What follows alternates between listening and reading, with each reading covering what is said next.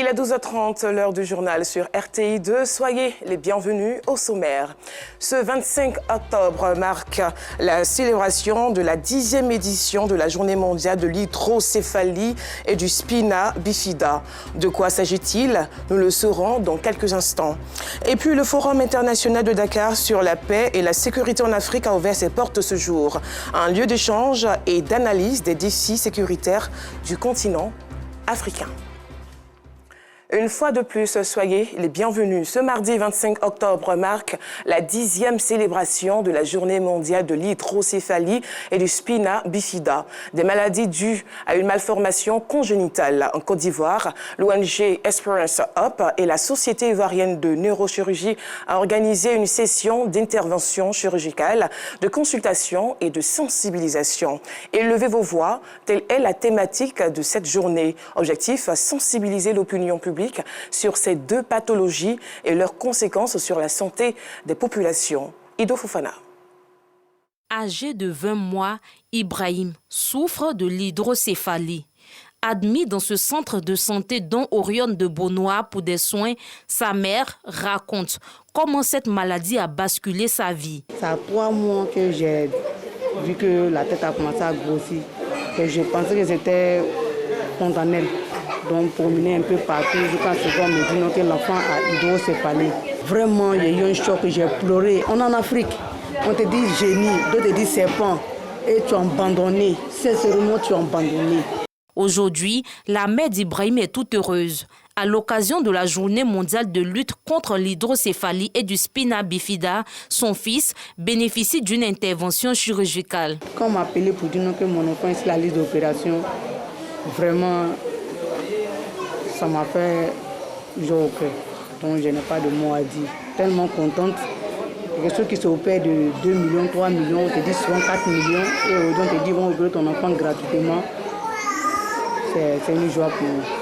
Comme son fils, ils sont plus d'une dizaine d'enfants à bénéficier de cette opération initiée par la Société ivoirienne de neurochirurgie et ses partenaires. Aujourd'hui, à la grâce de Dieu, ma fille bénéficie de cette prise en charge. Je suis tellement heureuse que je n'ai pas de mots. J'aimerais dire aux parents des enfants qui souffrent d'hydrocéphalie, en tout cas d'être vraiment patients, parce que la patience paye. Et puis d'être aussi courageux. Voilà. Parce que ce sont des enfants, comme tous les autres enfants. Donc nous devons vraiment les aimer comme des enfants qui sont normaux. La célébration de la Journée mondiale de ces deux pathologies encore méconnues du grand public, une occasion pour les ONG réunies au centre dont Orion de Beaunois de multiplier la sensibilisation et la prévention sur les conséquences de ces maladies. C'est une journée donc dédiée à la sensibilisation, la vulgarisation, essayer de faire connaître ces deux maladies-là à la population. Ces enfants sont stigmatisés des fois par la société, des fois par les camarades, les enfants camarades, mais ce n'est pas leur faute, ils ne connaissent pas. Des fois, on voit des papas venir seuls parce que la maman est partie, parce que la charge est trop lourde, ou bien des mamans venir seuls parce que le papa n'en peut plus. Et puis, il y a des tabous. Oui, c'est dans ta famille, ça vient de ta famille. Moi, dans ma famille, il n'y a pas ça. Donc, sur ce plan-là, il y a de l'abandon.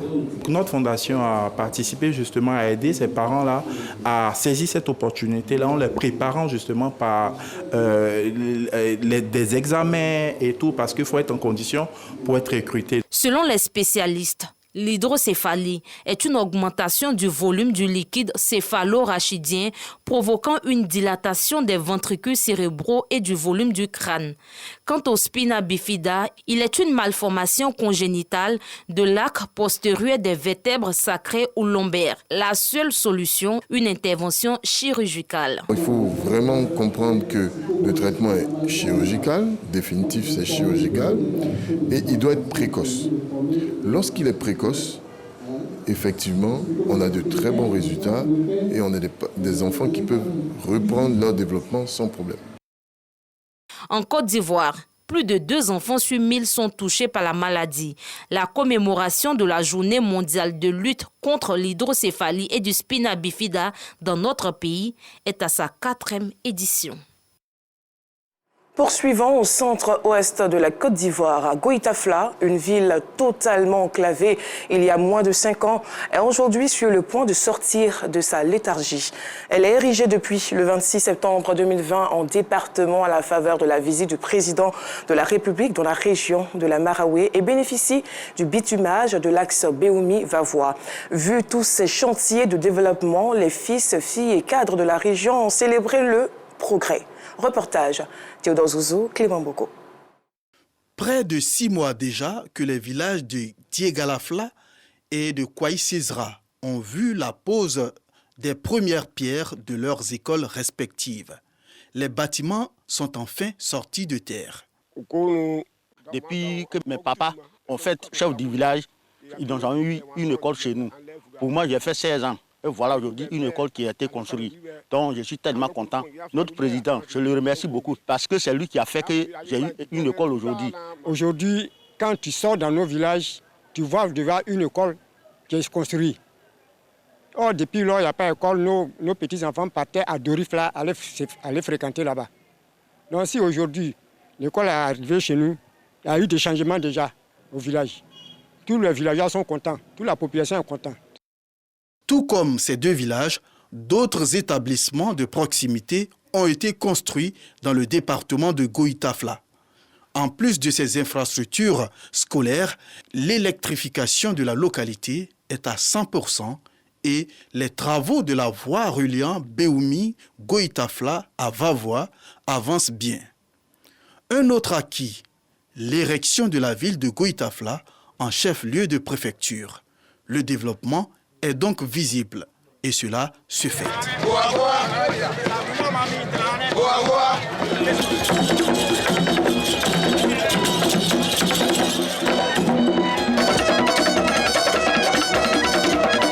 Une reconnaissance au président de la République pour les actions posées pour sortir Goïtafla de sa léthargie. Une concentration d'action à tous les niveaux. Là, on peut commencer par l'éducation. On a reçu 4 collèges pour le jeune département de Goïtafla. Les écoles primaires, il y en a plus de 5 qu'on a obtenues en moins de 10 ans.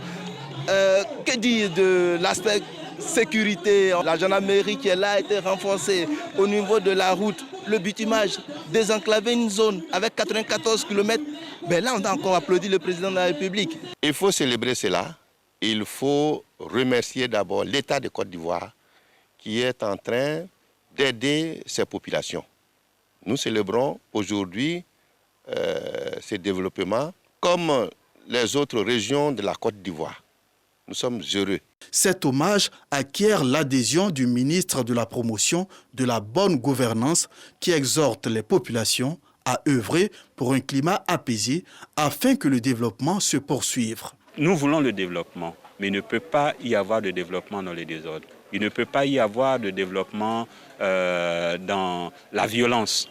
Nous avons donc invité l'ensemble de la population et surtout les jeunes à faire preuve de discipline et à ne pas se laisser instrumentaliser à l'occasion des joutes électorales. Les populations ont un seul intérêt, c'est le développement. C'est les infrastructures, c'est l'eau, c'est les routes, c'est l'électricité. Aujourd'hui, Goïtafla, c'est 100% de taux d'électrification des villages. C'est ce que nos populations demandent. Et c'est ça le but de la politique. Ce nouveau département de la région de la Maraoué constitue l'un des greniers de la Côte d'Ivoire en matière de vivrier. Ces populations plaident pour le bitumage de l'axe Manfla-Goïtafla, long de 9 km.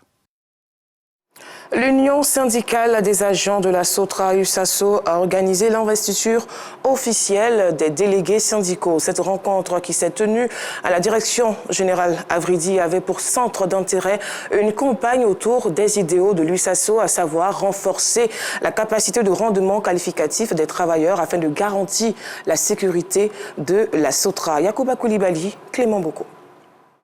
Le président de la centrale Dignité, avant de participer à la cérémonie d'investiture des délégués syndicaux de la Sotra, prodigue des conseils à certains membres de l'union syndicale des agents de la Sotra, USASO, venus l'accueillir. L'objectif, c'est zéro demande d'explication. C'est la méconnaissance de ces tests. Les gens sont dans la maison, ils ont un règlement intérieur, ils ne connaissent même pas le règlement intérieur. à cette allure-là, ils s'exposent. Il y a des demandes d'explication autres là, et comme généralement, ils ne savent pas ce qu'est une demande d'explication, ils prennent la demande d'explication déjà pour une sanction. On a le devoir d'accompagner les travailleurs à travers la formation, à travers l'encadrement. Pour encourager son initiative, l'USASO lance un appel aux employés de la SOTRA. Nous allons travailler en bonne intelligence avec la direction générale pour vraiment améliorer le système de travail, le système de santé de nos collaborateurs. Donc nous invitons à tous nos camarades à nous rejoindre dans notre organisation syndicale USASO pour qu'on puisse mener le combat de la protection de l'entreprise, le combat de la protection de nos intérêts, le combat de la santé, le combat de l'hygiène, le combat de la sécurité des logements. Former nos délégués du personnel, former les membres du bureau exécutif et former tout l'ensemble des travailleurs de la SOTRA. Cette investiture est un plus à ma connaissance dans l'entreprise. Ça me permet de savoir ce qui se passe réellement dans ma boîte.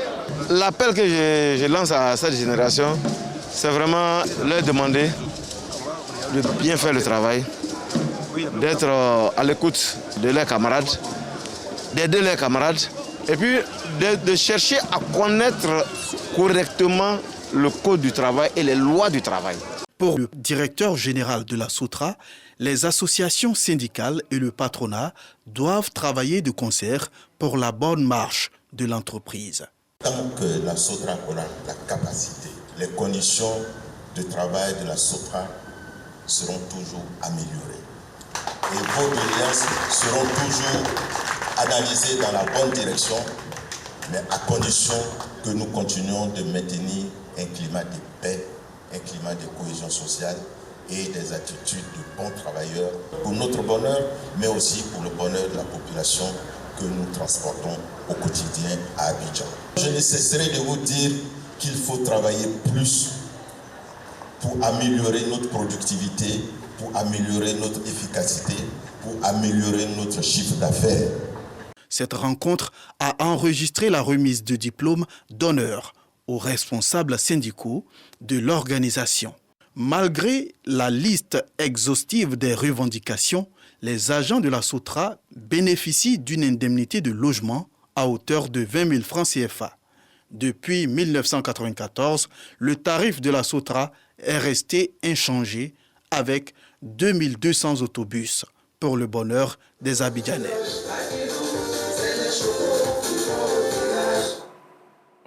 En culture à présent, dans le sud Comoé, le quartier France de la cité balnéaire de Grand Bassam aux couleurs de la Bissa. Les populations sont entrées de plein pied dans la semaine silencieuse où la retraite de l'Ego Ongolé. Victorien Angwa. La Bissa au service de la paix et de la cohésion sociale. Thème de la fête du Nouvel An du peuple Nzima Kotoko de Côte d'Ivoire. Le top départ a été donné ce dimanche 23 octobre au quartier France à Grand Bassam pour le bonheur des Nzima et de leurs invités. Sans cohésion, sans paix, il ne peut pas avoir de développement. Donc cette année, sur tout le déroulement de la Bissa, nous allons nous ancrer autour sur ce thème-là pour agir et pour développer la Bissa. Cette phase passive va permettre aux Nzima de se réconcilier et d'aborder la nouvelle année dans de bonnes dispositions de cœur, avec des cœurs purs et des âmes purifiées. Le Siedou ou la retraite de le Dombolé est une période de recueillement, de préparation des cœurs à la cohésion et à la paix avant les manifestations publiques de la Bissa. La rencontre entre les dépositaires de la Bissa, la famille Mvavile et la notabilité, les chefs de famille et les membres du comité d'organisation s'est bien passé. Tout un rituel précède la sortie de l'Edombolé qui, depuis ce dimanche 23 octobre, est à la retraite.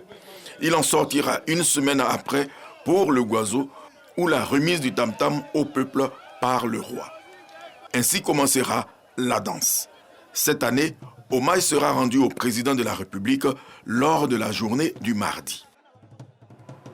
Et pour terminer, le Forum international de Dakar sur la paix et la sécurité en Afrique ouvre ses portes. Lieu d'échange et d'analyse des défis sécuritaires du continent. Cette conférence inclusive fait intervenir des ministres, des entités civilo-militaires, intra-africaines, mais aussi internationales. L'objectif de ces rencontres est de chercher des solutions permettant au continent de ne plus avoir recours au soutien extérieur en matière de forces armées ou d'aide alimentaire alimentaire et d'affirmer sa souveraineté. Et voilà, fin de cette édition. Merci de l'avoir suivi. L'information, c'est aussi le flash et le 19h30. À très vite.